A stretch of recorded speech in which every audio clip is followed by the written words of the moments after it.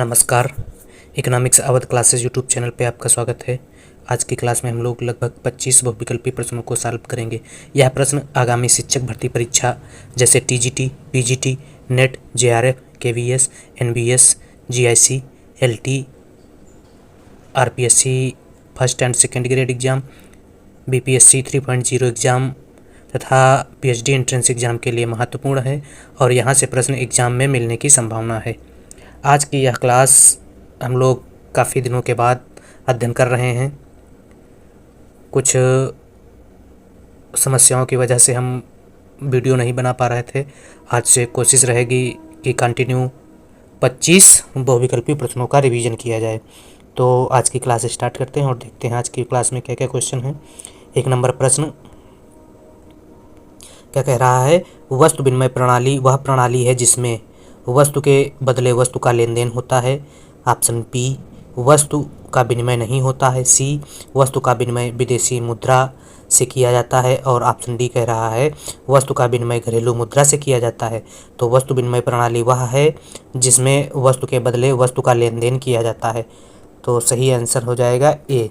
अगला 2 number question, निम्न में से कौन सी वस्तु विनिमय प्रणाली की विशिष्ट विशेषता है?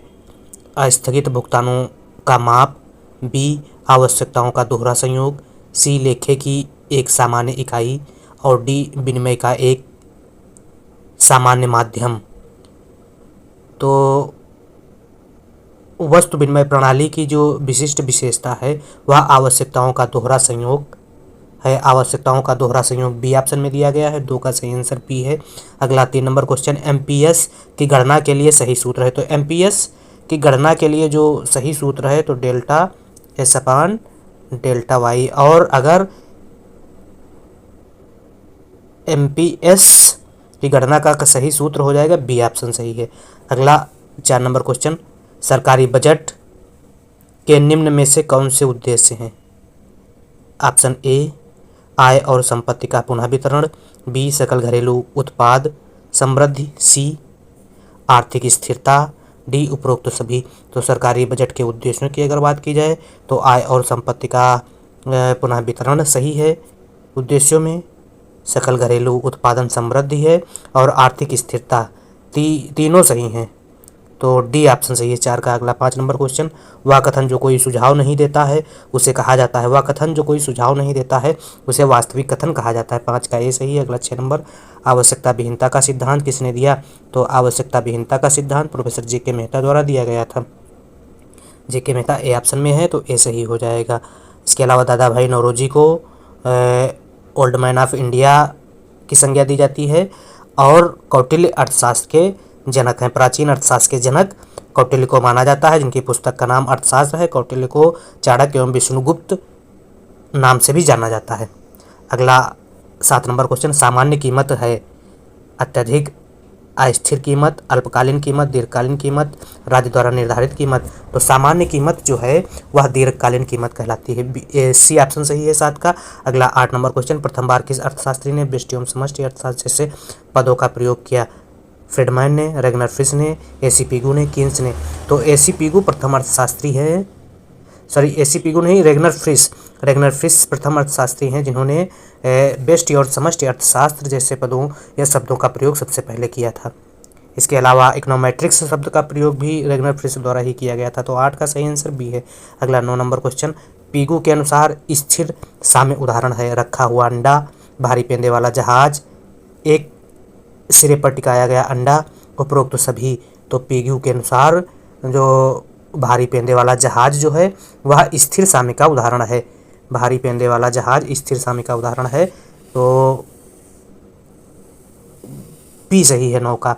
इसके अलावा समुद्र की सतह पर जो भारी पेंदे वाला जहाज स्थिर साम्य का उदाहरण हो जाएगा और एक अंडा अपनी तरफ जो पड़ा है वह तटस्थ संतुलन का उदाहरण हो जाएगा तथा एक अंडा जो सिरे के बल खड़ा हुआ है उसे अस्थिर संतुलन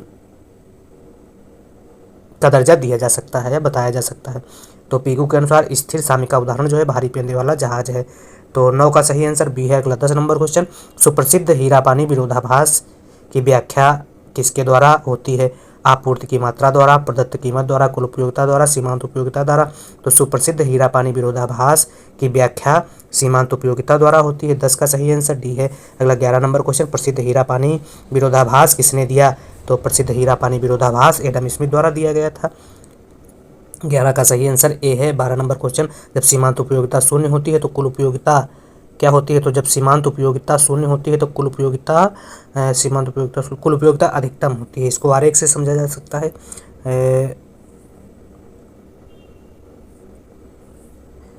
यह हो जाएगा टोटल यूटिलिटी, मार्जिनल यूटिलिटी। तो टोटल यूटिलिटी क्या पूछा गया है? जब सीमांत उत्पादन शून्य होता है। सीमांत उत्पादन और कुल उत्पादन में संबंध बताया गया है, तो टोटल यूटिलिटी मार्जिनल यूटिलिटी वाला आरेख नहीं बनेगा। तो टोटल सीमांत उत्पादन, टोटल प्रोडक्शन, एवरेज प्रोडक्शन और मार्जिनल प्रोडक्शन का आरेख बना के इस क्वेश्चन को समझा जा सकता है। यह आरेख जो हो जाएगा टोटल प्रोडक्शन कुल उत्पादन का हो जाएगा, और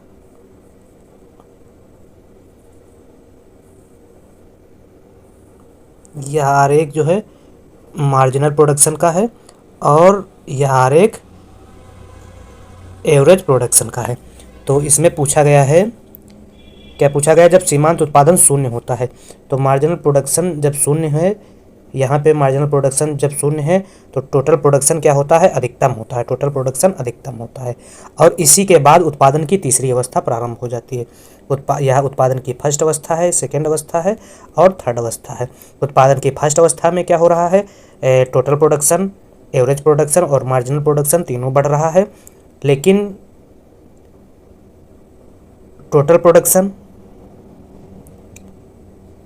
बढ़ती दर से बढ़ रहा है, एवरेज प्रोडक्शन भी बढ़ती दर से बढ़ रहा है, और मार्जिनल प्रोडक्शन भी बढ़ती दर से बढ़ता है। शीर्ष पे हो जाता है प्रथम अवस्था में और फिर घटने लगता है।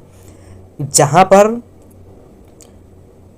एवरेज प्रोडक्शन अधिकतम होता है और टोटल प्रोडक्शन घटती दर से बढ़ता है, वहाँ पर क्या होता है? प्रथम अवस्था का अंत होता है और द्वितीय अवस्था प्रारंभ हो जाती है। द्वितीय अवस्था एक उत्पादक की दृष्टि से अनुकूलतम अवस्था होती है, जिसमें उत्पादक उत्पादन करना पसंद करता है। द्वितीय अवस्था में टोटल प्रोडक्शन घट रहा है, एवरेज प्रोडक्शन बढ़ रहा है और मार्जिनल प्रोडक्शन भी बढ़ रहा है। जहाँ पर टोटल प्रोडक्शन अधिकतम होता है तथा मार्जिनल प्रोडक्शन क्या होता है? जीरो होता है, वहाँ पर द्वितीय अवस्था का अंत होता है और वहीं से तृतीय अवस्था प्रारंभ होती है। तृतीय अवस्था ऐसी अवस्था है जहाँ पर टोटल प्रोडक्शन घटना प्रारंभ होता है, एवरेज प्रोडक्शन भी घटना प्रारंभ होता है और मार्जिनल प्रोडक्शन क्या हो रहा है? जीरो हो जा रहा है। तो क्वेश्चन का जो सही आंसर है वह है सी। अगला 13 नंबर क्वेश्चन, दीर्घकाल में सभी लागतें होती हैं। तो दीर्घकाल में सभी लागतें परिवर्तनशील होती हैं। क्यों परिवर्तनशील होती हैं? क्योंकि समय उत्पादक को बहुत ज़्यादा मिल जाता है, इसलिए उत्पादक दीर्घकाल में सभी लागतों को बदल सकता है। परिवर्तनशील होती है, इसलिए पैमाने का प्रतिफल इसे कहा जाता है, क्योंकि पूरा पैमाना ही बदला जा सकता है। तो 13 का सही आंसर बी है। अगला 14 नंबर क्वेश्चन, सीमांत लागत ज्ञात करने का सही सूत्र। तो मार्जिनल कास्ट बराबर होता है टोटल TCN माइनस 1। डी सही है।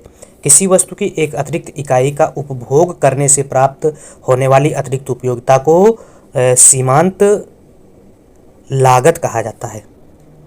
सीमांत लागत का अगर जोड़ कर दिया जाए सिग्मा MC मार्जिनल कास्ट अगर कर दिया जाए तो टोटल कास्ट प्राप्त हो जाएगी। अगला क्वेश्चन है, परा उत्पादन फलन का संबंध उत्पादन की किस अवधि से है? अल्पकाल, बाजार अवधि, अति दीर्घ अवधि, दीर्घ अवधि। तो परा उत्पादन फलन का संबंध अति दीर्घ अवधि से है। 15 का सही आंसर सी है। अगला 16 नंबर क्वेश्चन, वह बाजार की कौन सी दशा है जिसमें फर्म ही उद्योग होती है?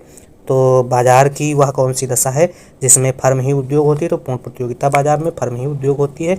16 का ए सही है आंसर। 17 निम्न चित्र में प्रदर्शित है, तो यह चित्र क्या प्रदर्शित कर रहा है, तो उसी मांग वक्र पर जब क्या हो रहा है, E0 से E1 की तरफ जाया जाता है तो मांग में संकुचन कहलाता है।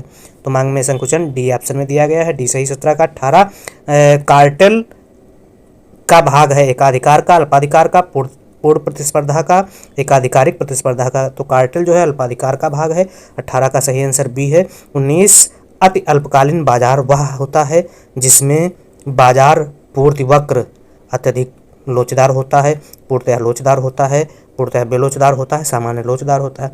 तो अति अल्पकाल बाजार वह होता है जिसमें बाजार पूर्ति वक्र पूर्णतः बेलोचदार होता है। 19 का सही आंसर सी है। अगला 20 नंबर क्वेश्चन।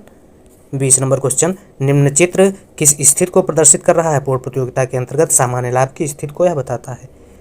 इसका सही आंसर 20 का ए है। अगला 21 नंबर क्वेश्चन, एमपीसी का मूल्य क्या है जब सीमांत बचत प्रवृत्ति शून्य है, तो जब सीमांत बचत प्रवृत्ति शून्य होती है तो एमपीसी का मूल्य 1 के बराबर होता है। 21 का सही आंसर ए है। अगला 22 नंबर क्वेश्चन, यदि बचत की प्रवृत्ति